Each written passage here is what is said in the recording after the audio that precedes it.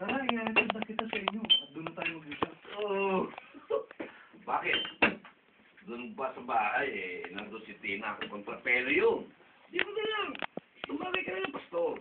Ang isang nakakilala na sa Panginoong Jesus ay hindi na muling babalikan ang dati niyang buhay.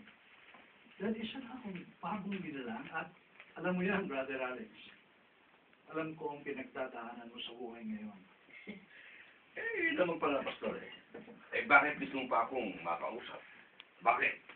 Kakulangan ba ako sa miyembro mo? Oo. Dahil dati kang ginagamit ng Diyos sa kanyang ubasan. Maglasing ka man na maglasing, sisihin mo man ang sisihin ng Diyos. Hindi pa rin mababawasan ang pagka-Diyos ng ating Panginoong Isus. Ikaw ang mapapasama. Ikaw ang lugi. Huwag mo sayangin na mabulok ang pinulang binhi ng salita ng Diyos sa iyo. Mahal ka